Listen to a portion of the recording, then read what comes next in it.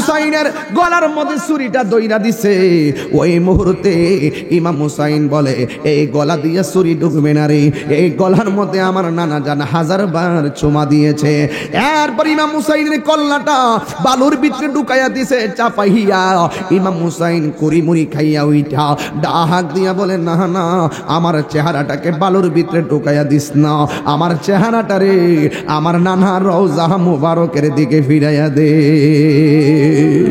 ইমাম হুসাইন ওই তলোয়ারের নিচে তাইকা তার চোখের মধ্যে একটা কথা, একটা চেহারা ভেসে উঠছে। এটা কি আলী আসগরের চেহারা? আমি বলবো না। এটা কি কাশেমের চেহারা? আমি বলবো না। এই চেহারাটা কার? ওনার সুরে সুরে কবি বলতেছেন, ময়ূর নাময় রনারে জয়নাল, তুমি জয়নাল, হায়রে তুমি জয়নাল, ময়ূর না তুমি জয়নাল, মারারে গেলে নবীর বংশ থাকবে না। মহরমের 10 তারিখে কি ঘটাইলেন রব্বানা, হায়রে কি গো ও কলিজা মোর ফাটিয়া যায় গো,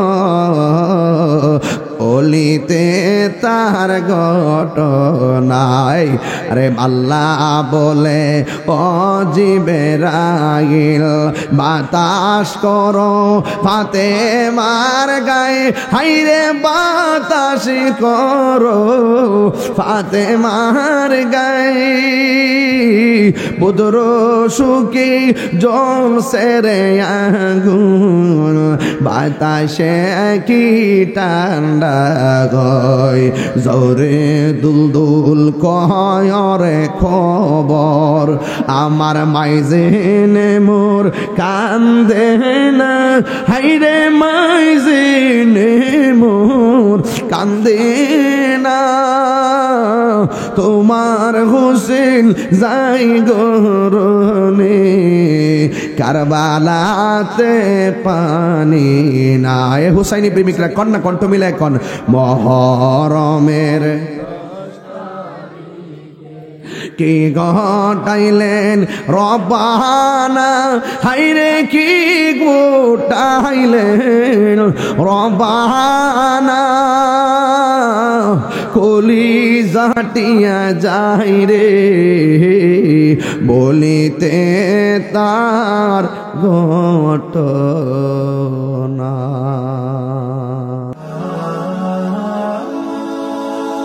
Birampur HD media, the Islamic YouTube channel. আজকে যদি কারবালার ঘটনাটা কোন খ্রিস্টানে ঘটাইতো, মনটাতে বুঝ দিতাম।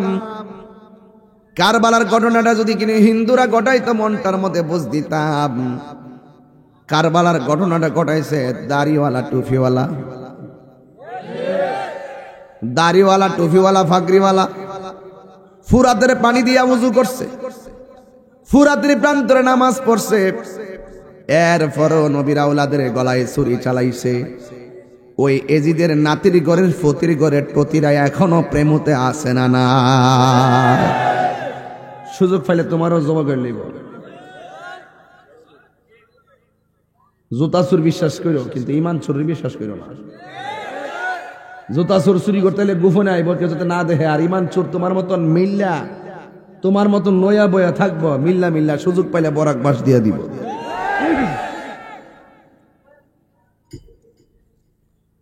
জাআল হক ওয়া সাহাকাল বাতিল, ইন্নাল বাতিলা কানা সাহুকা।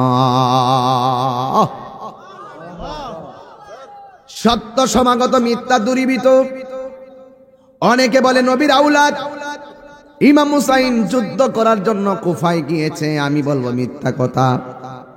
তিনি যুদ্ধ করার জন্য যায় নাই। ওনার কাছে 40,000 চিঠি পাঠাইছে। ইবনে জিয়াদের গোষ্ঠীরা 40,000 চিঠি পাঠায় বলছে, হুসাইন আসুন আসুন, আমরা অসংখ্য লোক আপনার কাছে বায়াতে রাসূল গ্রহণ করব, আর আপনি যদি না আসেন, আমরা যদি আপনার কাছে মুরিদ না হইয়া মারা যায়, আল্লাহর দরবারে আপনার বিরুদ্ধে আমরা নালিশ করব। এমন এমন এমন ভাষার চিঠি দিয়া ইমাম হুসাইনের কে ওখানে নিয়ে গেছে। দেখা গেল ইয়া হুসাইন বলে ওখানে নিয়ে গেল, কিন্তু ইমাম হুসাইনের জন্য তারা পানি বন্ধ করে দিয়েছে। কার লাগে রে পানি বন্ধ করছিস তোরা? যেই নবীর সৃষ্টি না হইলে পানি হইতো না, ওই নবীর নাতির জন্য পানি বন্ধ করে দিছে। কি জবাব দিবেন হাসরের ময়দানে? আমরা যখন এই ওয়াজ করি, আমরা বলি কিচ্ছা কই, কাহিনী কই। যেই মৌলবীগুলো এগুলা কথা কয়, এই মৌলবীগুলোরে বুলেট মারলো কারবালার ওয়াজ মুখ দিয়ে বেরিত না।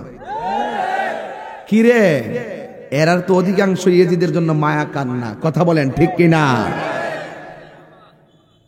এজিদের নামে মসজিদও বানায় এই বেত্তমিজ গুলো।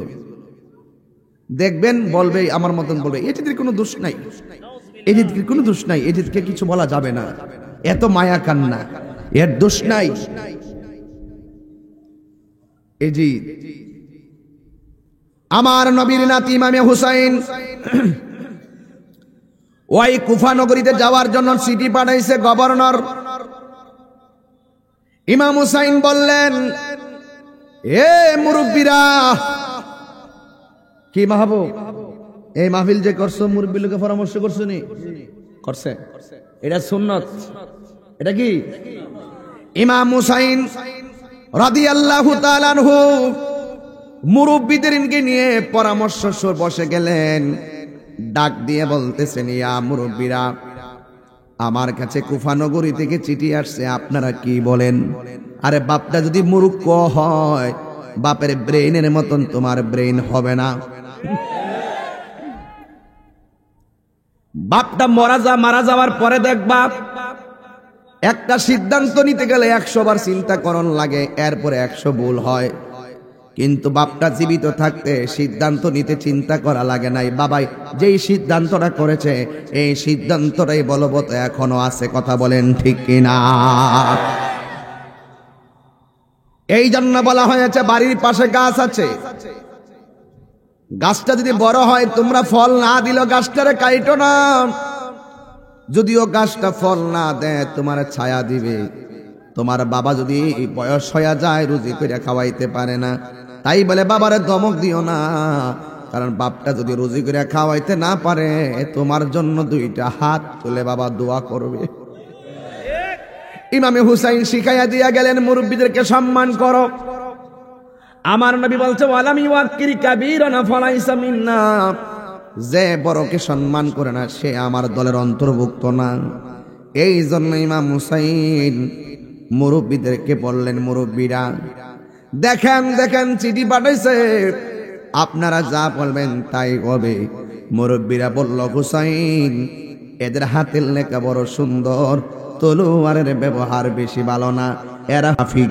এই মুনাফিক প্রেম গ্রামে আছে না নাই? দেখবেন কি সুন্দর করে কথা কয়। মুনাফিকদের ভাষা অনেক সুন্দর। এমন চিঠি লেখছে, মুরব্বীরা বলছেন, ও হুসাইন, কুফাবাসীর হাতের লেখা বড় সুন্দর, কিন্তু তাদের তলোয়ারের ব্যবহার ভালো না। মানে হলো, তারা যদিও সুন্দর ভাষায় চিঠি লিখতেছে, মূলত এরা ম্যাক্সিমাম হলো মুনাফিক। এরপরে ইমাম মুসলিম আলাইহিস সালাম, এবার ইমাম হুসাইন সিদ্ধান্ত নিল, তাহলে কি করা যায়? আমি যাওয়ার আগে একটা প্রতিনিধি দল কুফার মধ্যে পাঠাবো। কে আসো যাবে? ইমাম মুসলিম ডাক দিয়া কই, আবু হুসাইন, আমি যাব। আমি গিয়ে আগে অবস্থা দেখব, তারপরে আমি দাওয়াত যেতে পারি কি পারি না জানাবো। ইমাম মুসলিম যখন তিনি দাঁড়ায় গেছে, যেই মাত্র রওয়ানা দিয়ে দিছে, ওনার 2টা সন্তান, একজনের নাম হলো মুহাম্মদ, আর একজনের নাম হলো ইব্রাহিম। এই দুইটা ছেলে ডাক দিয়া বলে, বাবা ও বাবা গো, আপনি একলা যাবেন? আমরাও দুই ভাই যাইতে মন চাইতেছে, আমরাও আপনার সঙ্গেই যাব। ইমাম মুসলিম তার দুই সন্তান নিয়ে চলে গেল। এই কথাটা এখান থেকে ধরার মূল উদ্দেশ্য, এই তরুণ প্রজন্মের কিশোর বয়সের পোলাপানগুলা ঘটনা জানে না। একটু বয়স যাদের রয়েছে তারা ঘটনাগুলা জানেন। এই কিশোর বয়সের পোলাপানগুলারে কারবালার চেতনার পটভূমি জানাতে হবে, কারণ কারবালার পটভূমি, কারবালার সূত্রপাত ঘটনা যারা জানবে, এদেরকে এজিদি মুসলমানরা ঈমান হারা করতে পারবেন না। হাত তুলে বলো ঠিক না বলো। যুবক পোলাপান সাবধান বলে দিলাম, একটা গভীর ওয়াজ তুললাম। এই কারবালার চেতনা যে অন্তরে থাকবে, সে কখনো বাতিলের সঙ্গে আপোষ করবে না।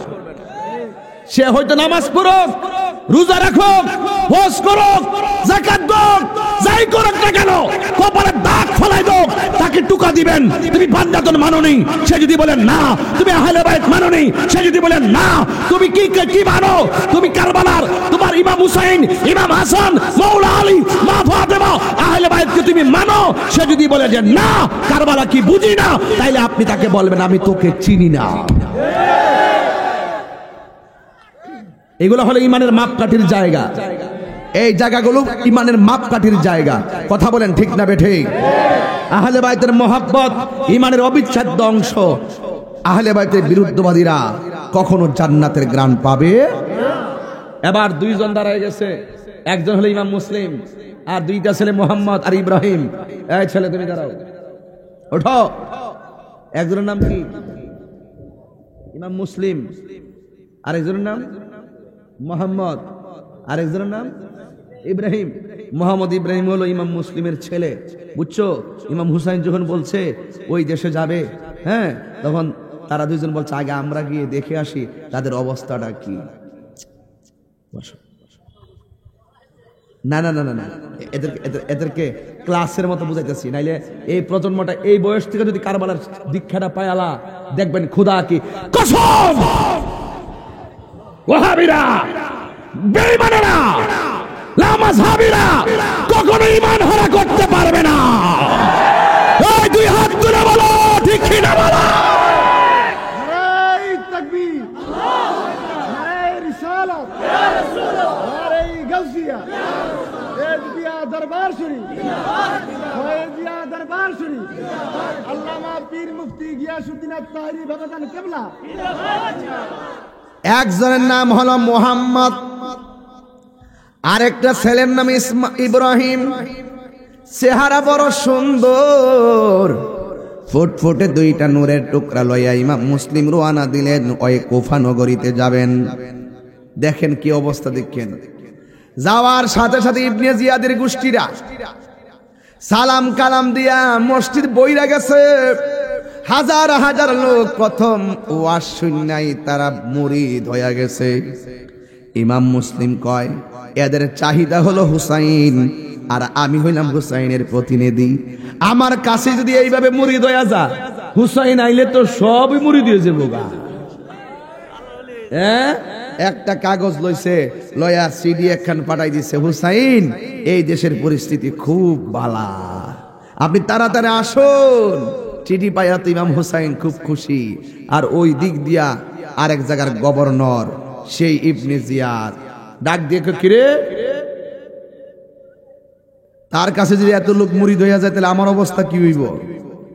এই যারা ইমাম মুসলিমের কাছে মুরিদ হইছ, সূর্য ওঠার আগে মুরিদ প্রত্যাখ্যান করবা, আর যদি প্রত্যাখ্যান না করো তাহলে আমার তলোয়ার দিয়ে তাদের গলা কেটে গর্দান থেকে আলাদা করে দিব। কিন্তু ইবনে জিয়াদ ছিল খুব পাওয়ারফুল গভর্নর। এজিদের কয়েকটা প্রদেশের মধ্যে একটা মারাত্মক প্রদেশের গভর্নর ছিল কুফার ইবনে জিয়াদ। আর পাওয়ারফুল নেতা যখন এই ঘোষণা করছে, ফজরের নামাজ পড়াইতে গেছে, ইমাম মুসলিম যায়া দেখে প্রথম দিন মসজিদের ভিতরবর্তী বারান্দাবর্তী বাহিরে মানুষ চলে গেছে, কিন্তু পরের দিন ফজর পড়াইতে যাইয়া দেখে মসজিদের বাহিরে মুসল্লির খবর নাই, বারান্দায়ও মুসল্লির খবর নাই, ভিতরে মুসল্লি কইমা গেছে। জোহর পড়াইতে গেছে, আরো কইমা গেছে। আসর পড়াইতে গেছে, আরো কইমা গেছে। মাগরিব পড়াইতে গেছে, আরো কইমা গেছে। এশা পড়াইতে গেছে, ইমাম সাহেব ছাড়া কেউ নাই। আই হায় হায় হায়, আগের দিন কি চিত্র দেখলাম, এখন কি অবস্থা। নাকি মুরব্বীরা যেটা কইছিল এই সঠিক, এরা বেশ কিমা মুনাফিক। আহারে, আমি না চিঠি পাঠাই দিছি হুসাইনের কাছে, এখন কি হবে? না না না না না, সকাল হলে আমি নিজেই চলে যাব আমার সন্তান নিয়ে, কারণ ইমাম হুসাইন আসলে তাকে তারা ছাড়বে না। বুঝতে পেরেছি ওরা যদিও নামে মুসলমান, কাজে মুনাফিক।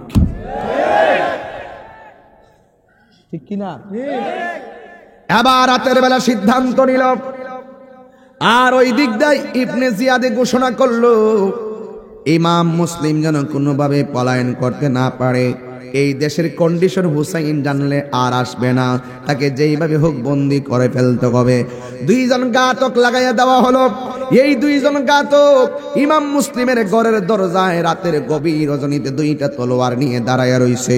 ইমাম মুসলিম মনে মনে ভেবেছিলেন সকালবেলা তিনি বের হয়ে চলে যাবেন ইমাম হুসাইনের কাছে, কিন্তু দেখা গেল ইমাম হুসাইনের প্রতিনিধি ইমাম মুসলিম যখন তিনি ঘর থেকে বের হবেন সকালবেলা, হঠাৎ করে তাকিয়ে দেখেন দুই পাশে দুইজন ঘাতক দাঁড়িয়ে আছে তলোয়ার নিয়ে। এইভাবে ইমাম মুসলিমের ঘাড়ের মধ্যে ধরে দিল। ইমাম মুসলিম বলতেছেন, তোমরা না আমার গতকাল মসজিদের মুসল্লি ছিলা, আজকে আমার ঘাড়ের মধ্যে তোমরা তলোয়ার ধরলা, কারণ কি? ওরা ডাক দিয়ে কয়, আপনাকে বন্দি না করতে পারলে আমরা বাঁচতে পারবো না, আমাদের নেতার নির্দেশ আমরা অমান্য করতে পারবো না। ইমাম মুসলিম রাদিয়াল্লাহু তাআলা আনহু বলেন, এ ঘাতকের গোষ্ঠী, আমাকে তোরা মারবি, কোনো অসুবিধা নাই, কিন্তু আমার একটু সময় দে। আমি তো চিঠি পাঠাইছিলাম হুসাইনকে আসার জন্য, যদি হুসাইন আমার চিঠি পাইয়া চলে এসে আমার মতন যদি তলোয়ারের সম্মুখীন হয়ে যায়, তাইলে আমি ইমাম মুসলিম আল্লাহর দরবারে আসামি হয়ে যাব। একদম সরল ভাষায় ওয়াজটা বুঝাইতেছি, যেন আমার পোলাপানগুলো নিজেরাই ওয়াজটা করতে পারে, আর হৃদয়ে যেন কারবালার চেতনা যেন লালন করতে পারে। বন্দরে আমার ও প্রেমর বাবারা, এবার ইমাম মুসলিম ডাক দিয়ে কে আমার একটু সুযোগ দাও। এবার ওই ঘাতকের গোষ্ঠী কয়, না না না, তোমার সুযোগ দিলে তুমি গেলে আর আসবা না, আমাদের গভর্নরের মনের আশাও পূরণ হবে না, তুমি কোনোভাবে যাইতে পারবে না। ইমাম মুসলিম বলছে, আমি কথা দিলাম হুসাইনকে বলে আমি আবার রিপিট আসবো। কয় না না, তুমি গেলে আসবে না। এবার ইমাম মুসলিমের গলার মধ্যে ছুরিটা ধরলো, ধরার পরে ইমাম মুসলিম বলে, খবরদার, আমাকে ছেড়ে দাও। ওরা ধাক্কা মেরে ফেলে দিল। ইমাম মুসলিমের গলার মধ্যে ছুরিটা যখন চালাইতে গেল, বেশি জোরাজুরি করবা শেষ করে বালামু। ইমাম মুসলিম আর বুঝতে বাকি নাই, ওরা মেরে ফেলবে। যখন শোয়া দিয়ে গলায় ছুরিটা চালাইয়া দিবে, তখন তিনি কাজ করলেন, আমার একটু সময় দাও, আমি 2 রাকাত নামাজ আদায় করব। 2 রাকাত নামাজ পড়ব। ইমাম মুসলিম রাদিয়াল্লাহু তাআলা আনহু 2 রাকাত নামাজ পড়লো। ও আমার যুবকের দল, 2 রাকাত নামাজ পড়া ইমাম মুসলিম কি করলেন জানেননি? এবার ডাক দিয়ে বলে, আমার একটু কালিমাটা পড়ার সুযোগ দাও। আমার ইমাম মুসলিম কালিমাটা পড়লেন। আর বিয়াদবের দলেরা ইমাম মুসলিমের গলার মধ্যে ছুরি চালাইয়া দুনিয়া থেকে বিদায় করে দিল।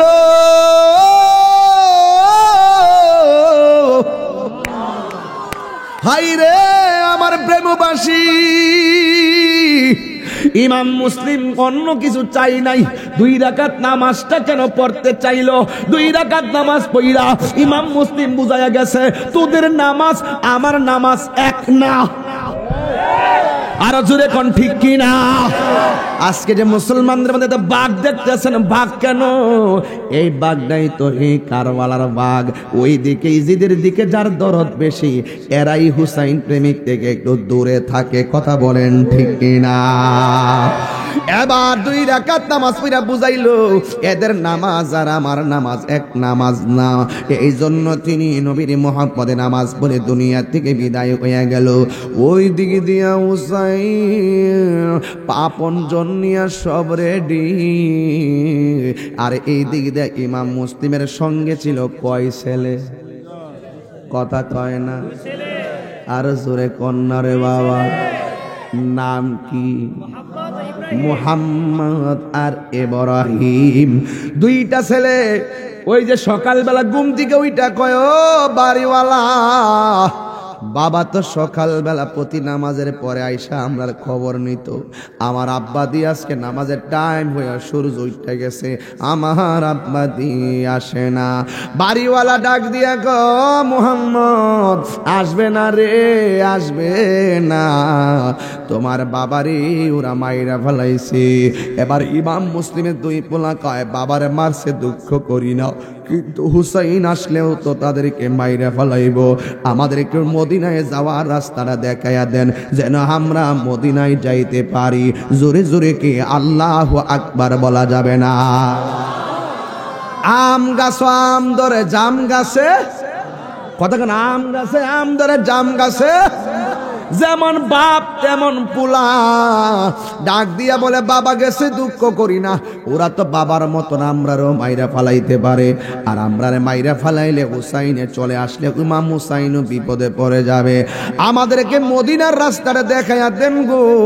এবার বাড়িওয়ালা বলে, এখন তো দেখানো যাবে না, আগামীকাল সকালবেলা তোমাদেরকে আমরা মদিনার কাফেলায় তুলে দিব, তোমরা মদিনায় চলে যাবে। এই কথা বলে সারাটা দিন বাড়িতে ছিল। আর ওই দিক দিয়ে ইবনে জিয়াদি ঘোষণা করলো, তোদের মধ্যে কে আছস? আমি শুনেছি ইমাম মুসলিমের দুইটা পোলা আছে কুফায়, এদেরকে কে ধরে আইনা দিতে পারবি? যদি ধরে আইনে দিতে পারিস তাহলে আমি তোমাদেরকে পুরস্কার দিব। এবার কেউ দাঁড়াইবার সাহস করে না, অনেকের মনের ভিতরে হতে একটা ভয় আছে না নাই রে বাবা? এরপরে একটা লোক দাঁড়াইয়া গেছে, আমি পারবো, আমি। নাম কি? যার নাম হলো হারেস। এই হারেসে দাঁড়াইয়া গেছে, আমি পারবো দুইটা ছেলের সন্ধান করতে। এই দিক দিয়া ঘোষণা করার পর ইমাম মুসলিমের দুই পোলা বাড়িতে, আর ওই দিক দিয়া এই লোকটা রাতের বেলা ঘুরতেছে, কোথায় না কোথায় খুঁজে পাই না। ইন দি মিন টাইমে পরের দিন সকালবেলা ওই বাড়ির মালিক এই দুইজনকে মদিনার কাফেলা ধরাইয়া দিছে, আর তারা কাফেলার সঙ্গে যাইতেছে, পায়ের মধ্যে ঠসা পড়ে গেছে, আর হাঁটতে পারে না। কাফেলা তাদেরকে রেখে অনেক দূরে চলে গেছে, উটের কাফেলা। আগে তো মানুষ উট লইয়া লইয়া মরুভূমিতে যাইতো, 100 মাইল দূরে তারা যাইতো। ওই যখন কাফেলা রওনা দিল, এই দুইটা ছেলে কাফেলা হারাইয়া ফেলছে, আর সামনে যাইতে পারে না। এক ভাই আর এক ভাইরা ডাক দিয়ে কয়, বাইরে ও ভাই, আমি কেমনে যাবো? ক্ষুধার যন্ত্রণাও বাঁচি না, গলাটায় আমার শুকায় গেছে, ও বড় ভাই একটু পানি দিবেননি? বড় ভাই কয়, আমার বাবা দুনিয়ার দিকে চলে গেছে, আমার ছোট ভাই আমার কাছে আমানত। ঠিক আছে বাইরে, আমি পানি দিতেছি। হঠাৎ করে দেখতেছে একটা মহিলা কুয়া থেকে পানি তুলতেছে। এই কূপের কাছে গেল, কুয়ার চতুর্কোণায় যে দাঁড়াইয়া রইছে। একটা মহিলা বালতি নিচে ছাইরা নিচের দিকে যখন তাকাইছে, দুইটা ভাই আস্তে আস্তে মাথাটা তুললা কুয়ার পানির দিকে তাকাইছে। এবার মহিলা ডাক দিয়া কয়, আমি যখন কুয়ার নিচে বালতিটা ফেললাম, আমি তাকাইয়া দেখলাম কুয়ার পানির ভিতরে দুইটা নূরের টুকরা জাদু মনির চেহারা দেখা যায়। কোথায় থেকে এই চেহারা? হঠাৎ করে তিনি দেখলেন দুইটা ছেলে কবুতরের বাচ্চার মতন কান্না কাপাকাপি করতেছে। এবার ডাক দিয়া বলে, তোমরা কেডা গো? নাম কইলে যদি ধরা খায়া যায়, নামটাও সেদিন তারা বলে নাই। ডাক দিয়া বলে, আমাদেরকে আপনি চিনবেন না, আমরা কইলাম মদিনার গোলাম, মদিনার গোলামি আমায় দে হো মুর্শিদ মোরে, মদিনার গোলামি আমায় দে। সাউন্ডটা তুইলা দেন, মাইকের সাউন্ডটা। মদিনার গোলামি আমায় দে ও মুর্শিদ মোরে, মদিনার গোলামি আমায় দে।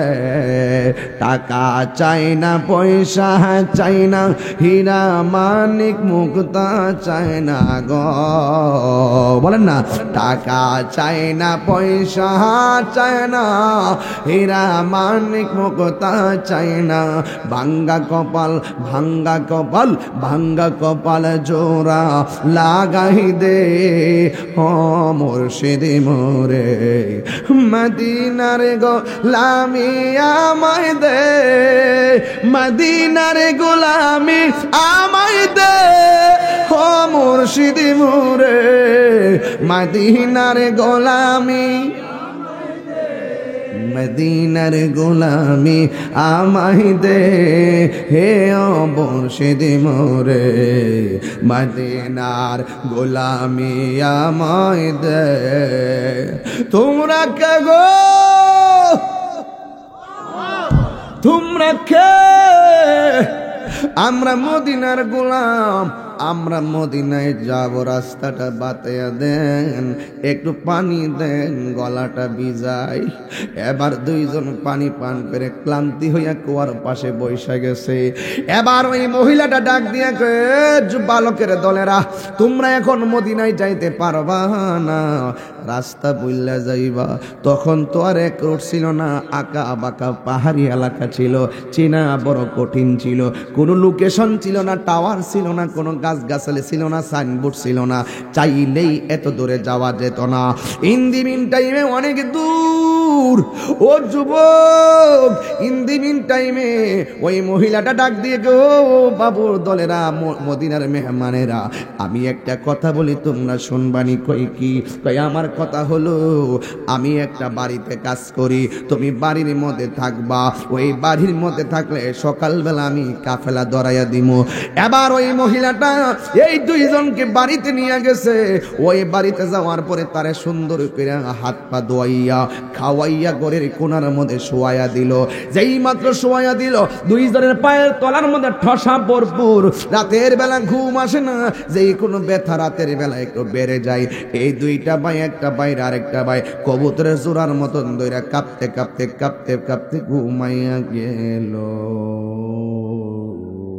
আল্লাহর লীলা খেলা বোঝা যায় না।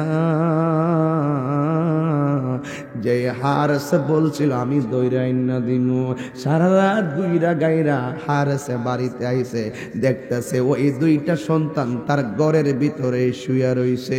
জোরে জোরে কি আল্লাহু আকবার বলা যাবে না?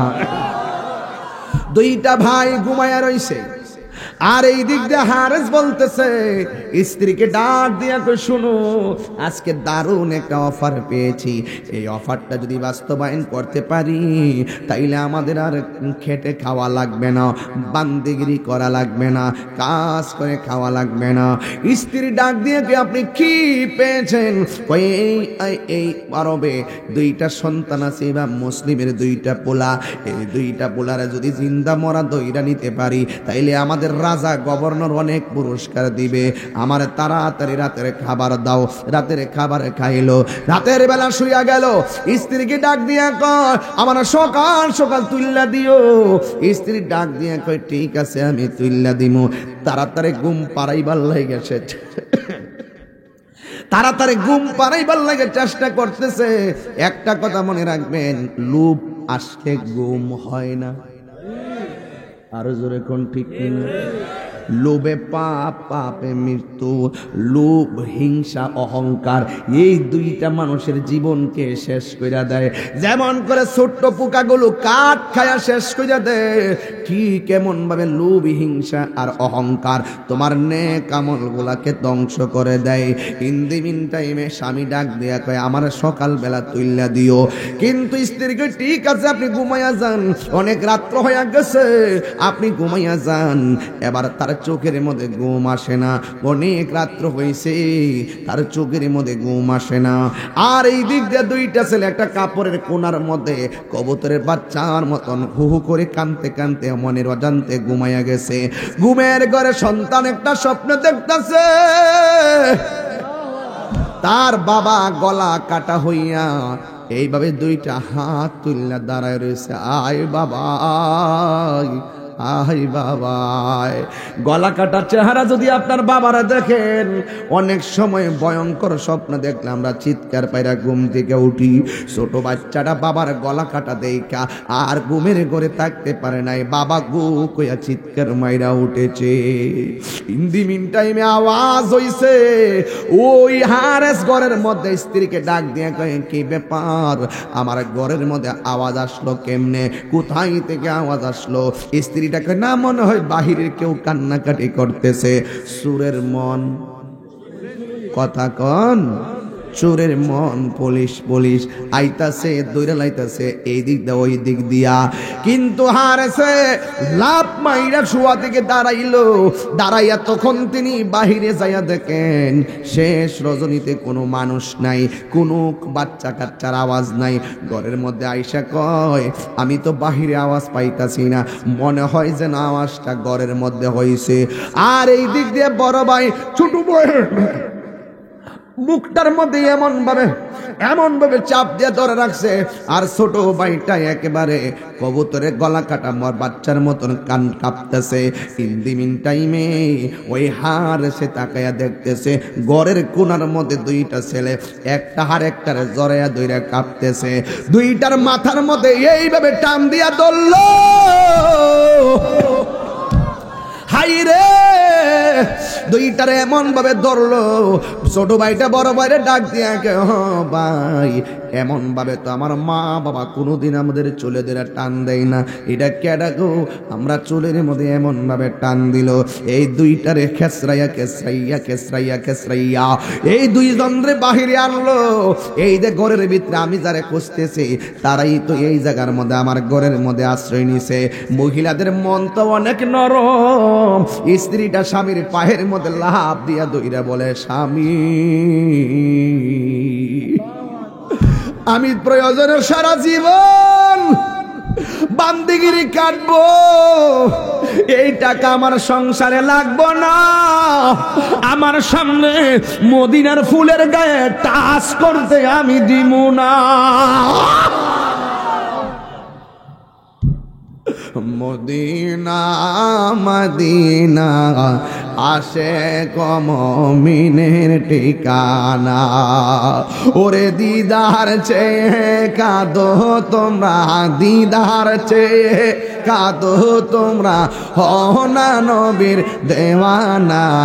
মদিনা মদিনা আশেক মুমিনের ঠিকানা, বলো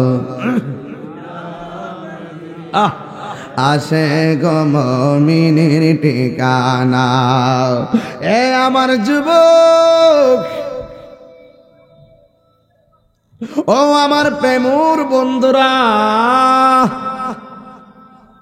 ও আমার দেবিদ্যার বাবাজিরা গো, এবার স্ত্রী লাভ মাইনা স্বামীর পায়ের মধ্যে ধরলো, স্ত্রীকে লাথি মেরে ফেলে দিল। আপনারা জবান বলেন, লোভের মধ্যে পড়লে কি তাহিদ জ্ঞান কি থাকে নাকি হারায়া যায়? দুইটা ছেলেরা এমন ভাবে ধরলো, আর ওই দিক দিয়ে ইমাম হুসাইন কাফেলা লয়ে আসতেছে। দেখেন ঘটনাটা কত কঠিন। আর এই দিক দিয়ে ইমাম মুসলিম দুনিয়াতে নাই, দুইটা ছেলে আবারও হারেসের কাছে বন্দী হইয়া গেল। এই দুইটা ছেলে ডাক দিয়ে, কি ব্যাপার, আপনি আমাদের চোখের মধ্যে এমন ভাবে বাতলে, এমন ভাবে গলার মধ্যে চুলের মধ্যে টান দিয়া ধরলেন কেন? আমরা কি অন্যায় করেছি? কয়ে কোনো অন্যায় না, তোমাদেরকে ধরে নিয়ে যাব রাজ দরবারে। দুইটা ছেলে ডাক দিয়ে কে, হে হারেস, আপনি আমরা নিয়ে যাবেন, কোনো অসুবিধা নাই, কিন্তু আমরা একটু মদিনায় যাবার সুযোগ দিয়ে দেন। মনে হয় যেন আমার বাবার চিঠি পাইয়া হুসাইনে চলে আসতেছে, আমরা যাইয়া হুসাইনকে না করব যেন এখানে না আসে।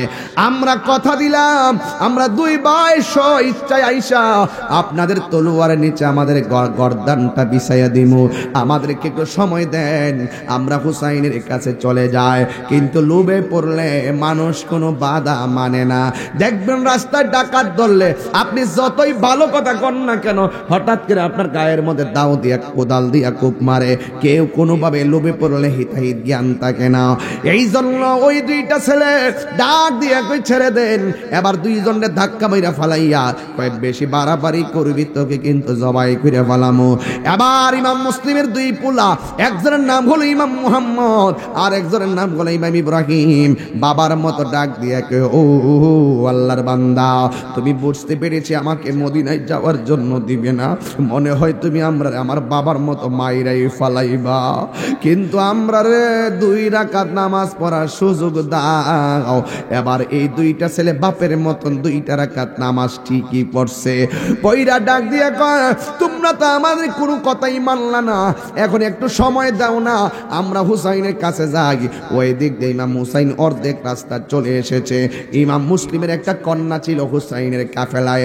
একটু পরে পরে ইমাম মুসলিমের কন্যার মাথায় পানি ঢেলে দিচ্ছেন ইমাম হুসাইন, আর বারবার মস্ক দিকে পানি পান করাইতেছে। ইমাম মুসলিমের মেয়েটা ডাক দিয়া কয় এ হুসাইন, ও হুসাইন, আপনি তো আমারে কোনোদিন এমন ভাবে আদর করেন নাই, এমন ভাবে মাথায় পানি দেন নাই, এমন ভাবে পানি পান করান নাই, আজকে এমন ভাবে আপনি আমারে পানি পান করাইতেছেন, কারণটা কি? ওরা কি আমার বাবারে মাইরা ফালাইছে নাকি গো? এত আদর কেন আমরারে করতেছেন? আপনারা জবান খুলে বলেন ইমাম হুসাইন বেলায়েতের পাওয়ারে সব জানার ক্ষমতা আছে না না? ইমাম হুসাইন তিনি রওনা হয়ে গেল। যাইতে যাইতে কুফা নগরীতে ঢুকবে, ওই দিক দিয়া বিয়াদবের দলেরা এমন ভাবে ঘোড়া নিয়ে সামনে আসতেছে যেন মনে হয় যুদ্ধ লেগে গেছে। এবার শহর বানো ডাক দিয়ে কয় স্বামী গো, ওরা এমন ভাবে কেন আসতেছে? কই মুসলিমরে যেমনে শেষ করেছে মনে হয় তারাও তো আমাদেরকে ছাড়বে না। ঠিক আছে, তোমরা পর্দার আড়ালে যাও, তোমরা সুন্দর করে খেজুর গাছের ডাল দিয়ে তাবুগুলা টানাও, ওই তাবুর ভিতরে চলে যাও। একটু আগে আমার মাহবুবে বলছিল মা বোনেরা আপনারা আপনাদের জায়গায় যান, আপনারা আপনাদের প্যান্ডেলের ভিতরে যান। কেন বলছিল? কারণ পর্দা আহলে বায়াতের মধ্যে ছিল কি ছিল না? ইমাম হুসাইন কয় শহর বানু, তোমরা খেজুর ডাল দিতেছি, ওই খেজুর ডাল দিলে তাবু বানাইয়া তোমরা তাবুর ভিতরে ঢুকে যাইবা। নামাজ যেমন ফরজ, পর্দাও তেমন ফরজ। কথা বলেন ঠিক কিনা? ওই দিক দিয়া দুইটা ভাই ইমাম ওই হারেসের তলোয়ারের নিচে নাই নাই, এই দুইটারে তলোয়ার দিয়া দেহ থেকে কল্লাটারে আলাদা কইরা মস্তক নিয়া ইবনে জিয়াদের দরবারে চলে গেছে। এই হলো আহলে বায়াতের প্রেমিকদের জীবন দেওয়ার ইতিহাস। এই জন্য সুন্নি যারা, আমরা সুন্নি যারা, খবরদার খবরদার, আমরা সুন্নি যারা হকের জন্য জীবন দিতে এক চুল পরিমাণও কার্পণ্য করি না। কথা বলেন ঠিক কিনা? এই জন্য আমার যুবক আমি প্রায় মাহফিলে বলে থাকি নবীর প্রেমিকেরা দিশাহারা মরণের ভয় করে না, প্রেম তো মরে না। দুইটা হাত তুলে খুশি হইতাম রে বাবা, দুইটা হাত তুলেন না ইনশাল্লাহ, একটু কর না। নবীর প্রেমিকেরা দিশাহারা মরণের ভয় করে না, প্রেম তো মরে না। প্রেম করেছে আয়ুব নবী, তার প্রেমে রহিমা বিবি গো, তার প্রেমে রহিমা বিবি গো। ওরে 18 সাল কিরা খাইল তব প্রেম তো মরে না, প্রেম তো মরে না। বলেন না নবীর প্রেমিকেরা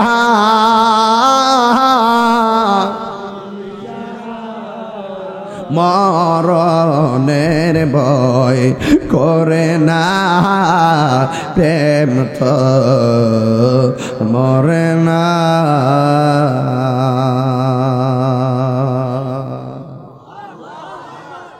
আকাশে কান্দে বাতাসে কান্দে, কান্দে দরিয়ার পানি, দুই পুত্র হারায়া কান্দে ফাতেমা জননী রে। হায়রে আমার সোনার চন্দ্রমণি, আল্লাহ বলে ও জিবরাইল যাও না রে চলিয়া, 70,000 ফেরেশতা নামাও জানাজার লাগিয়া রে। হায়রে আমার সোনার চন্দ্রমণি। ও যুবক, ইমাম হুসাইন কারবালায় গেল, বিয়াদবরা পানি বন্ধ করে দিল। এই মুহূর্তে যদি জানতাম হুসাইনের জন্য পানি বন্ধ করছে, আমরা প্রেমবাসী জায়গা জমি বেচা আসমান দিয়া বিমান দিয়া উইরা গিয়া ইমাম হুসাইন পরিবারে পানি দিয়ে দিতাম। কথা বলেন, কথা বলেন, কথা বলেন, কথা বলেন, কথা বলেন, ঠিক না? মনটা কি কয় দেখেন, কোন নবীর আওলাদের জন্য ওরা পানি বন্ধ? যদি খ্রিস্টানরা পানিটা বন্ধ করতো মনটা বুঝ দিলাম, মুসলমান হইয়া দাড়ি টুপি লেখা নবীর আওলাদের জন্য তারা পানিটা বন্ধ করছে। এই ঘটনা কি ভোলা যায়?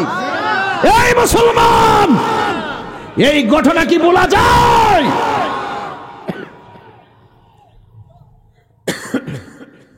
অনেকে বলে আমরা অতিরিক্ত কথা বলি, তাহিরি কি অতিরিক্ত কথা বলে? তোদের কাছে অতিরিক্ত মনে হয়, কারণ তোরা হইলে এজিদের দালাল, আবু লাহাবের দালাল, আবু জাহিলের দালাল। যারা হুসাইন প্রীতিকে বলে ভণ্ডামি, এরা কখনো সত্যিকার মুসলমান হতে পারে না। প্রেমবাসী কি আমার সঙ্গে একমত আছেন? একমত আছেন? আমরা সবাই হুসাইনের জন্য হুসাইনি আদর্শ হৃদয়ে লালন করতে চাই কি চাই না? এবার দেখেন ইমাম হুসাইন পরিবারের একের পর এক পানি বন্ধ করলো, একের পর এক আলী আওলাদদেরকে শহীদ করতে শুরু করলো। আপনারা বলুন তো, তাদের কোনো অপরাধ ছিল? 6 মাসের বাচ্চাদের পর্যন্ত, এই শুনেন, দাঁড়াও, মাহবুবের সঙ্গে আমার বিরোধ থাকলে হবে, এই বাচ্চার কি দোষ আছে? এটা তো মনে হয় 6 বছর হবে, 5-6 বছর হবে, কিন্তু 7 বছর হতে পারে,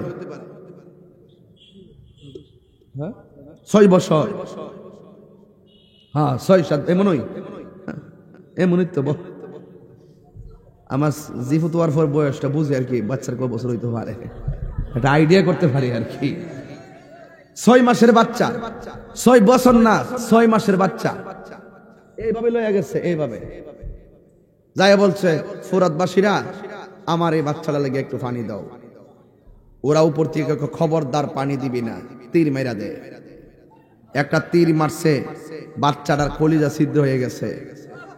যেই বাচ্চাটা তাকাইতে পারতো না পানির জন্য, মুখ লড়াইতে পারতো না ক্লান্ত হওয়ার কারণে, সেই বাচ্চাটা তীরবিদ্ধ হওয়ার পরে বাপের দিকে এমনি চায়া দিছে, চায়া বুঝাইতেছে বাবা আর পানি লাগতো না, আমি আল্লাহ হাউজে কাউসারের পানি পান কইরা ফেলাইছি। বাচ্চাটারে নিয়ে শহর বানুর কাছে গেল, স্বামী দেখছেন আমার ছেলে পানি পান করে কেমনে ঘুমায় গেছে।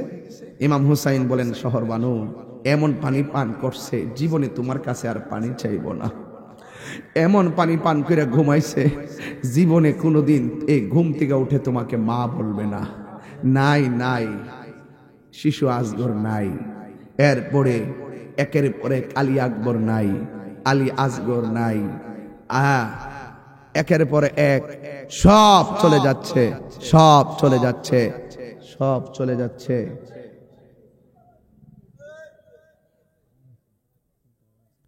আপনাদের কষ্ট হইতেছে? আমি কি আরেকটু সামনে যাবো? আমি কিন্তু ঘটনার ভূমিকাটার থেকে আইসি দিকে আপনার কাছে আনিজি লাগতেছে। এই তরুণ প্রজন্মগুলো কিন্তু বুঝা ফেলাইছে যে হুসাইনে মাঠে যাওয়ার আগে প্রতিনিধি পাঠাইছিল, হেরা যদি এদেরকে ভালো ব্যবহার করতো তাহলে বুঝলাম হইলে যে ঠিক আছে একটা কথা, কিন্তু এদেরকে তারা কি করছে? মেরে ফেলছে। নবীর আওলাদ, নবীর বংশকে ধ্বংস করার জন্য যে মুনাফিকরা 1400 বছর আগে ষড়যন্ত্র করছে, এই মুনাফিকরা বর্তমানে হুসাইনি আওলাদের বিরুদ্ধে, হুসাইনের প্রেমিকদের বিরুদ্ধে কথা বলবে, এটাই স্বাভাবিক। কথা বলেন ঠিক কিনা বলেন? কান্দে জৈনব কান্দে কুলসুম কান্দে রে সকিনা কান্দে এই ছেলে এই আমার কাছে এত খারাপ লাগে জানো, আমি যেই ওয়াজ করতেছি এই ওয়াজটা শুনলে তার গায়ের মধ্যে তীর লাগে না। ঘটনাটা যখন ঘটছিল হেরা শরীরে তীর লাগছিল, হেরা বুঝছে ঘটনাটা কেমন, কত কঠিন ছিল। কথা বলেন ঠিক না বেটি? আর আপনারা এই ঘটনা মাঝখানতে গেলে হুট করে ফোন আইছে, বাড়িতে কাজ আছে, বিছনা ডাকতেছে, এইগুলা প্রেমের লক্ষণ না। প্রেমের লক্ষণ তারা যেই পথে চলে জীবন দিছে, আমরাও সেইভাবে জীবন দিতে চাই। কথা বলেন ঠিক কিনা? এটাই হবে আজকের প্রেমুর মাহফিলের ওয়াদা। কথা বলেন ঠিক কিনা বলেন? আমরা জীবন দিব কিন্তু ঈমান দিব। বলেন না? কান্দে জৈনব কান্দে কুলসুম কান্দে রে সখিনা কান্দে জৈনব কান্দে কুলসুম কান্দে রে সখিনা কেমন করে মারলে রে তীর কেমন করে মারলে রে তীর বুকটাকে কাঁপল না কান্দে জৈনব কান্দে কুলসুম কান্দে রে সকিনা কান্দে জৈনব কান্দে কুলসুম কান্দে রে সকিনা। জোরে জোরে কি আল্লাহু আকবার বলা যাবে না? আর 20-22 মিনিট ওয়াজ শুনেন, শুধুমাত্র ঘটনার অবতারণা করলাম। ইমাম হুসাইন রাদিয়াল্লাহু তাআলা আনহুর একটা সন্তান, যার নাম হলো আলী আকবর। আলী আকবর ডাক দিয়ে কে, বাবা চিন্তা করবেন না, আমি কারবালার ময়দানে যাইতেছি, আমার অনুমতি দেন, আমি যাব কারবালার ময়দানে। ইমাম হুসাইন ডাক দিয়ে, ও ফুত, সবাই গেল, আমি তোমারে দিব না, কারণ তোমার কণ্ঠটা শুনতে আমার নানার মতো মনে হয়। তুমি যদি চলে যাও তাহলে আমি কার কণ্ঠ শুই না আমার মনের জ্বালা নিবামু, তোমারে যাইতে দিতাম না। ইমাম হুসাইনের ছেলে ইমাম আলী আকবর রাদিয়াল্লাহু তাআলা আনহু বলেন, বাবা আপনার উপরে বিপদ, হক বাতিলের লড়াই শুরু হয়েছে। এই ময়দানে যদি আমি ময়দানে না যাইয়া ঘরের ভিতরে যদি আমি বসে থাকি তাইলে আপনার নানা জান কি খুশি হবে? কয়ে না, তাইলে আপনি আমার বিদায় দেন না কেন? দেখছেননি আমরা গায়ের মধ্যে তীর লাগবো, ডরে ঘর থেকে বাহির হয় না, আর হককে প্রতিষ্ঠার জন্য নিশ্চিত জীবন যাবে যাই না ও তারা ঘরে রয় না, ওই ময়দানে তলোয়ার নিয়ে হাজির হয়ে যায়। ইমাম হুসাইন ডাক দিয়া কয়, আলী আকবর, ও আলী আকবর, ঠিক আছে তুমি তলোয়ার নিয়ে যাইবা, কিন্তু তুমি বারবার যাওয়ার পথে তুমি আমার ফিরা ফিরা বাবা কইয়া ডাক দিবা, তোমার সুরটা ডাইরেক্ট শুনতে আমার নানার মতো মনে হয়। ইমাম আলী আকবর যুদ্ধের ময়দানে গেল, এরা বিয়াদবরা চতুর্দিক দিয়ে আক্রমণ করে পারে না, কিন্তু চতুর্দিক দিয়ে আক্রমণ কইরা ইমাম আলী আকবরের গলার মধ্যে তারা আঘাত করলো। কণ্ঠটা তো নবীর মতো শোনা যায়, কেমন দুশ্মনের গোষ্ঠী, এই কণ্ঠ তারা রাখবে না। কত কষ্ট দিছে নবীর পরিবার রে। এই গলা দিয়া যখন তলোয়ারটা ঢুকাইয়া দিল, এবার ইমাম হুসাইনের ছেলে ইমাম আলী আকবর তিনি মনে মনে ভাবলেন, আমি না আমার বাবারে বাবা কইয়া ডাক দিলে বাবা শান্তি পায়, আমি শেষবারের মতন আমার বাবারে একটু বাবা কইয়া ডাক দিয়ে আসি। এই গলার মধ্যে ছিদ্রটা লইয়া বাড়ির মধ্যে আইসা ডাক দিয়া কয়, বাবা ও বাবা গো আমি এসেছি। ইমাম হুসাইন ডাক দিয়া বলে বাবা রে তুমি দিয়ে আমার একটু আগে কত সুন্দর করে ডাইকা গেছো, এখন দিয়ে আমারে ডাক দিলে অর্ধেক ডাক বাইরে যায়, তোমার কি হইছে? বাবা গো আমার কোনো সমস্যা হয় নাই, তবে ওরা আমার গলাটারে ছিদ্র কইরা ফেলাইছে, আমি আপনারে মন মতো ডাক দিতাম পারতেছি না। ডাক দিয়ে কয় বাবা আপনার কাছে আমি কিচ্ছু চাই না, আজকে একটা জিনিস চাই আমারে দিবেননি, আমি একটা জিনিস চাই আমারে দিবেননি। কয় কি বাবা চাও? কয় বাবা আমি যুদ্ধ করতে করতে বড় ক্লান্ত হয়ে গেছি, আমার কলিজাটা শুকাইয়া গেছে, দয়া করে আমার গলার মধ্যে একটু পানি দিয়া দেন না। এই মাত্র ইমাম হুসাইন কয় হাই রে আমি কেমন মা বাবা হইলাম, আমার পোলা আমার কাছে পানি চায় কিন্তু আমি পানি দিতে পারতেছি না, মস্কের ভিতরে পানি নাই, ওই ফুরাতের পানি আছে কিন্তু পানি আনার কোনো সুযোগ নাই, আমি কেমনে আমার জাদুমণিরে আমি পানি দিব? আমার বাবা আমি কেমন বাবা হইলাম, আমার পোলা আমার কাছে পানি চাই। এই পৃথিবীর মধ্যে দুইটা জিনিসের বাধা দিতে নাই, একটা হলো তোমার বাবা, একটা হলো রাস্তা, আর একটা হলো পানি, এই দুইটা জিনিসের বাধা দিতে নাই। আজকে আমার সামনে পানি আছে, আমার জাদুমণি পানি চাই, আমি পানি দিতে পারি না। এই প্রেমবাসী, দেবিদ্বারবাসী, চান্দিনাবাসী তোমাদের কাছে জানতে চাই, ওই দিন যদি ইমাম হুসাইন আল্লাহকে বলতো আল্লাহ আমার মস্কে পানি নাই, তুমি আমাকে হাউজে কাউসারের পানি দাও, আমার আল্লাহ পানি দিত কি দিত না?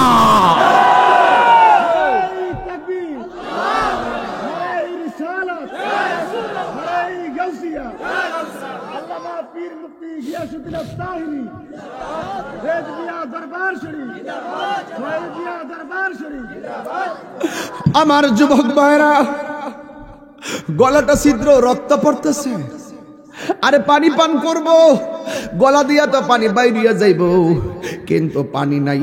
ইমাম হুসাইন বলে বাবা ও বাবা তুমি আমার কাছে পানি চাইছে, একটু লম্বা হয়ে শুইয়া যাও, আমি তোমারে পানি দিতেছি।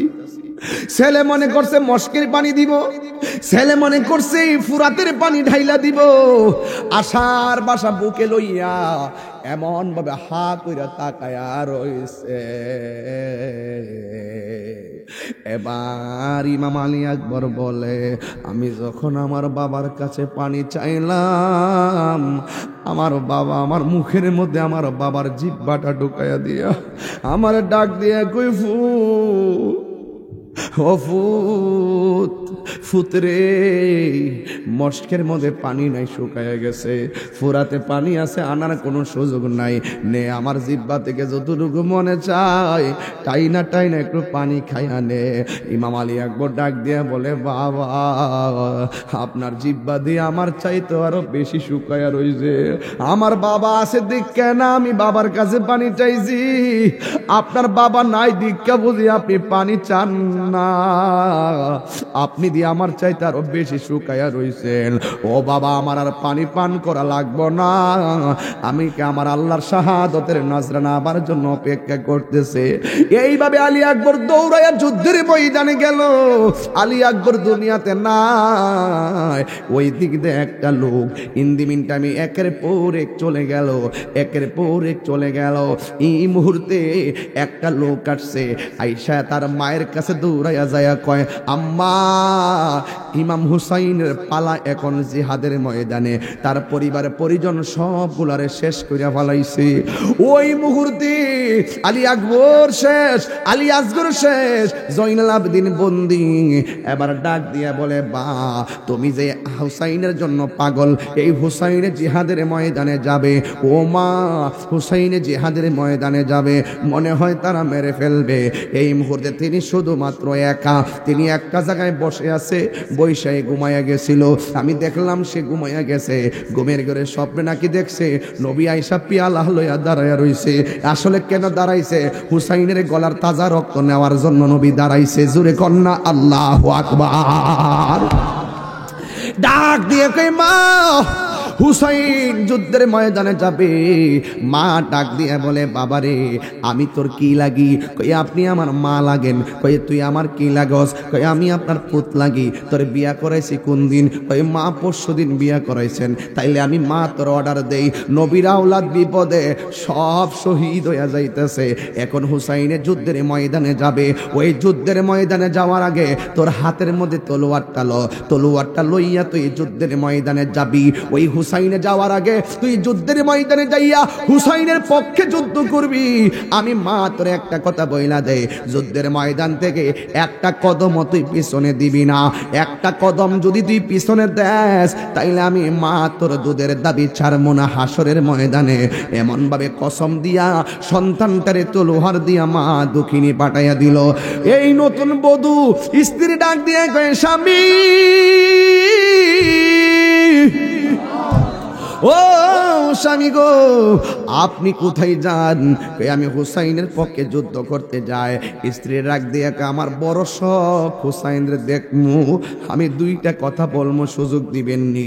এবার স্ত্রীকে সাথে করে নিয়ে গেছে, নিয়ে হুসাইনের সালাম দিয়া স্ত্রীটা ডাক দিয়া বলে, হুসাইন ও নবীর আদরের দুলাল, আমার স্বামী এখন যুদ্ধের ময়দানে যাবে। আমার স্বামী যদি শহীদ হইয়া যায়, আমার সময়টা আমার শাশুড়ি এবং আমি আপনার কদমের মধ্যে আমরা স্থান পামনি। হুসাইন কোনো কথা কয় না, কারণ তার স্বামীর যেই গতি হবে, হুসাইনের যদি সেই গতি হয়, তাইলে ওরা কোথায় যাবে? এবার স্ত্রী ডাক দিয়ে অসুবিধা নাই, এই দুনিয়ায় যদিও আমার জায়গা আপনার কদমে না হয়, তাইলে আমার স্বামী যদি শহীদ হইয়া যায়, তাইলে আমার জায়গাটা জান্নাতে আপনার পাশে আমার স্বামী সহকারে হবেনি।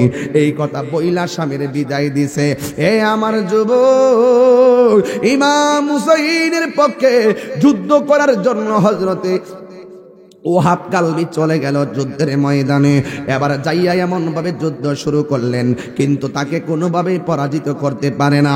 একটা বিয়াদব সবাই লইয়া একটা মানুষের দিকে যদি 100 জনের ধাওয়া করে, কোনোভাবেই পারা সম্ভব না। এবার সবাই মিলে দাওয়া করছে।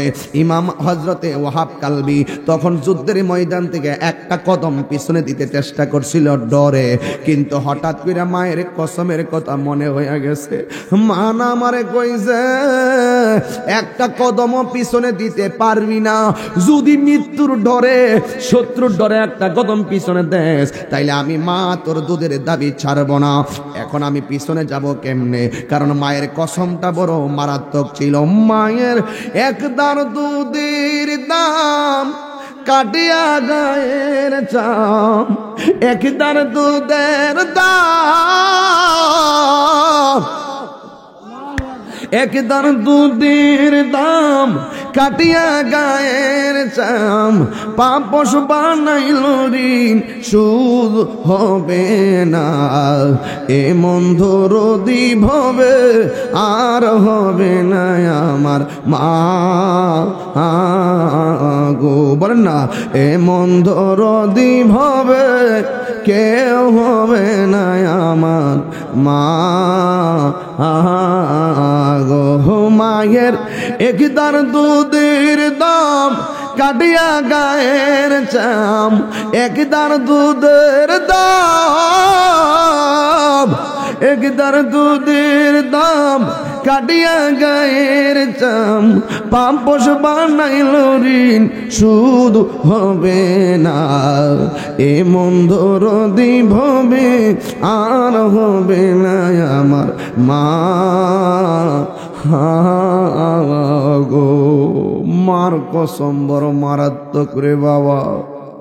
মা দোয়া করলে ওলি হইয়া যায়, মা বদুয়া দিলে ধ্বংস হইয়া যায়। ওহাব কালবি আর পিছনে যাই না, ওই মুহূর্তে মা দুঃখিনী তখন কসমটার কথা মনে হইয়া গেল। বিয়াদব রাইসা ওহাব কালবির পিছন দিক দিয়া এমন জোরে একটা কূপ মারছে গো, ওহাব কালবির দেহ থেকে কল্লাটা আলাদা হইয়া গেল।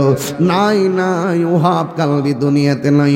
এবার বিয়াদব বিয়াদবরা ওয়াহাব কালবির চুলের মধ্যে এইভাবে ধইরা তার কল্লাটারে তার মায়ের কাছে নিয়ে গেছে, নিয়ে ডাক দিয়া কয়, এই অলক্ষণী মা, ও বেঈমান মা, একমাত্র নতুন বিয়া করছে সন্তানটারে দুধের কসম দিয়া সন্তানটারে মাইরা খাওয়াইলা, তুমি কেমন মা নিদয়া মা, নও তোমার সন্তানের কল্লা তুমি নিয়ে নাও। এই কথা বলার পরে ওয়াহাব কালবির মা মায়ের সন্তানের কাটা কল্লা যখন দেখছে তখন ওয়াহাব কালবির মা মুস্কি মুস্কি হাসা শুরু করলেন। এই মুহূর্তে যদি আমি তাহিরি কল্লাটা বাড়িতে নেওয়া হয়, আমার মা যদি আমার কল্লা দেখে আমার মা কি হাসবে না কাঁদবে? আর ওয়াহাব কালবির মা কেমন মা, কেমন আহলে বায়তের পাগল, ডাক দিয়া চোখের পানি না ফালাইয়া ওয়াহাব কালবির মা কল্লাটা দেখে দেখে হাসতেছে। এবার ওরা বলতেছে, তুমি কেমন মা, তুমি কল্লা দেখে কেন হাসতেছো? তুমি তো কল্লা দেখে কান্নার কথা। পৃথিবীর সকল মায়েরা সন্তানের বিপদে কান্দে, পৃথিবীর সকল মায়েরা সন্তান মারা গেলে চোখের পানি ফালাইয়া কান্দে, তুমি কেন গো এমন ভাবে না কান্দা, তুমি কেন হাসতেছো? এবার ওয়াহাব কালবির মা কি কই যাই কি কই জানেননি? ডাক দিয়া বলে, আমি হাসবো না তো কানতামনি। কয় কেন হাসতেছো?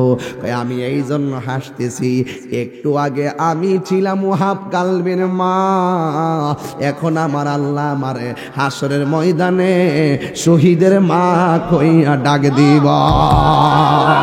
এ আওয়াজে মানি না জোরে কোন আল্লাহু আকবার।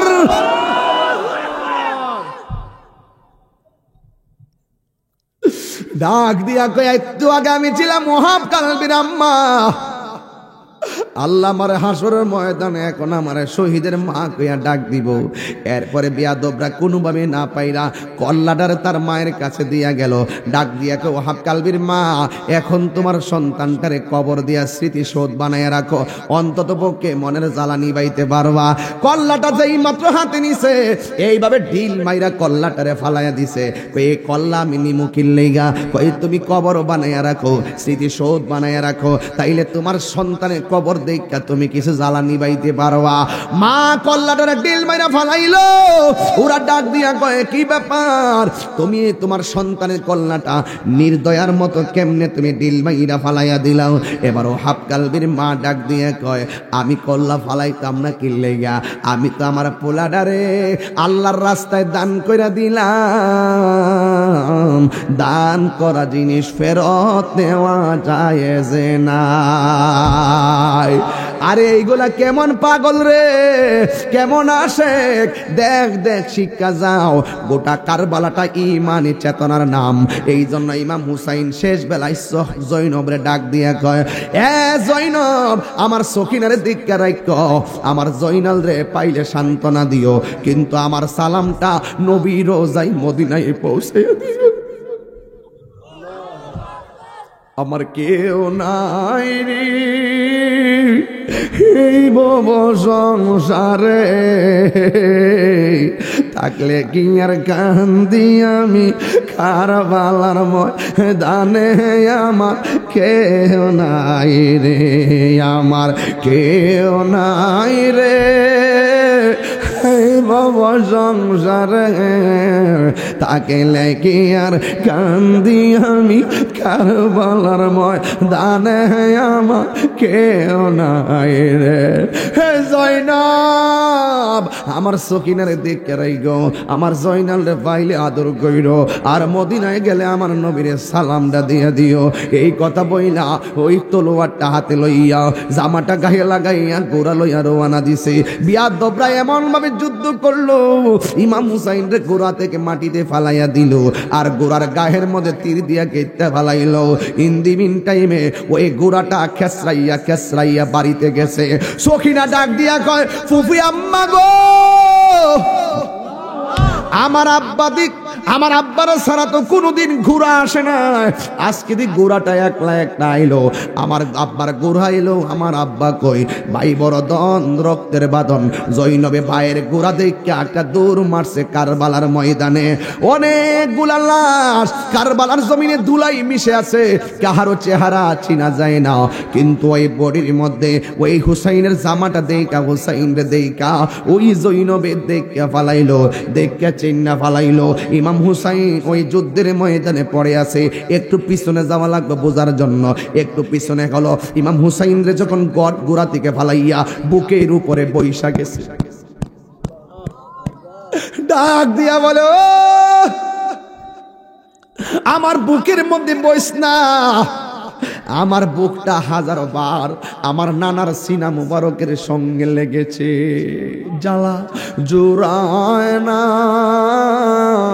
জ্বালা জোড়ায় না রে কারবালার করুণ কাহিনী কেমনে বলা যায়। কারবালার করুণ কাহিনী কেমনে বলা যায়। নবীর আওলাদ শহীদ করল, নবী নিষ্ঠুরে যে দায়। কারবালার করুণ কাহিনী কেমনে বলা যায়। কারবালার করুণ কাহিনী কেমনে বলা যায়। ইমাম হুসাইনকে যুদ্ধের ময়দানে তীর বানাইয়া তীর কেটে ফালাইয়া এবার গলার মধ্যে যখন ছুরিটা ধরে দিবে, ওই মুহূর্তে ইমাম হুসাইন ডাক দিয়া কয়, আমার 2 রাকাত নামাজ পড়ার সুযোগ দে। দেখছেন নি, ইমাম মুসলিমও কইছিল 2 রাকাত নামাজ পড়ার সুযোগ দে। ইমাম মুসলিমের 2 পোলাও কইছে আমার 2 রাকাত নামাজ পড়ার সুযোগ দে। ইমাম হুসাইন কারবালার জমিনে কইছে আমার 2 রাকাত নামাজ পড়ার সুযোগ দে। ওরা আলাদা আলাদা নামাজ পড়া বুঝাইয়া গেছে, এদের নামাজ আর আমার নামাজ এক নামাজ না। কথা বলেন ঠিক না বেঠিক? এবার হুসাইনের গলার মধ্যে ছুরিটা দইরা দিছে। ওই মুহূর্তে ইমাম হুসাইন বলে, এই গলা দিয়ে ছুরি ঢুকবে না রে, এই গলার মধ্যে আমার নানা জান 1000 বার চুমা দিয়েছে। এরপর ইমাম হুসাইনের কল্লাটা বালুর ভিতরে ঢুকাইয়া দিছে চাপাইয়া। ইমাম হুসাইন কুড়িমুড়ি খাইয়া উইঠা ডাক দিয়া বলে, না না, আমার চেহারাটাকে বালুর ভিতরে ঢুকাইয়া দিস না, আমার চেহারাটা রে আমার নানা রওজা মুবারকের দিকে ফিরাইয়া দে। ইমাম হুসাইন ওই তলোয়ারের নিচে তাইকা তার চোখের মধ্যে একটা কথা, একটা চেহারা ভেসে উঠছে। এটা কি আলী আসগরের চেহারা? আমি বলবো না। এটা কি কাশেমের চেহারা? আমি বলবো না। এই চেহারাটা কার? ওনার সুরে সুরে কবি বলতেছেন, ময়ূর নাময় রনারে জয়নাল, তুমি জয়নাল, হাইরে তুমি জয়নাল, ময়ূরনা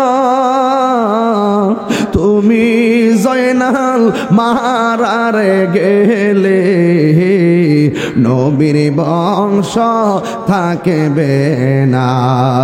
মহরমের 10 তারিখে কি ঘটাইলেন রব্বানা, হাইরে কি গো ও কলিজা মোর ফাটিয়া যায় গো, অলিতে তার ঘটনায়। আরে আল্লাহ বলে অজিবেরাইল বাতাস করো ফাতেমার গায়ে, হাইরে বাতাস করো ফাতেমার গায়ে। বুদর সুখী জল সেরে আগুন, বাতাসে কি ঠান্ডা গয়, জোরে দুলদুল কয়রে খবর, আমার মাইজেনে মোর কান্দে না, হাইরে মাইজেনে মোর কান্দে না। তোমার হোসেন যাই গরনে, কারবালাতে পানি না। এ হুসাইনি প্রেমিকরা কন্যা কণ্ঠ মিলে কন, মহরমের কি ঘটাইলেন রব্বানা, হাইরে কি ঘটাইলেন রব্বানা।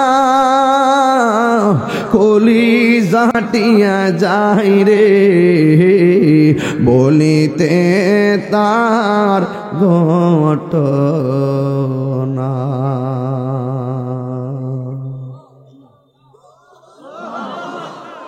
আমরা কি হুসাইনি মুসলমান না এজিদি মুসলমান?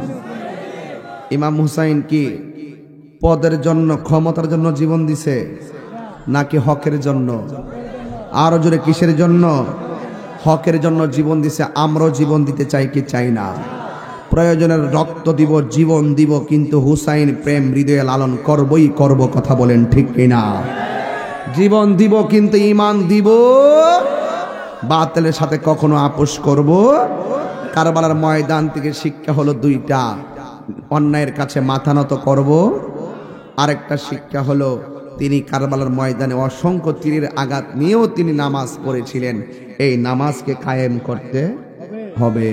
এই নামাজটা হলো হুসাইনি নামাজ। ওই আদর্শ নিয়ে যারা নামাজ পড়বে এই নামাজটাই হয়ে যাবে ওই যে রাসূলের দেখানো সল্লু কামা রাআইতুমুনি উসাল্লি, তোমরা এমন ভাবে নামাজ পড়ো যেমন করে আমি নবী নামাজ পড়ি। জোরে বলেন না সুবহানাল্লাহ। তাহলে আমরা হুসাইনের পক্ষে থাকতে চাই কি চাই না? কারা কারা থাকতে চান দুই হাত তুলে দেখান। নারে তাকবীর, নারে রিসালাত, নারে গাউসিয়া, আহলুস সুন্নাত ওয়াল জামাত, শুহাদায়ে কারবালা।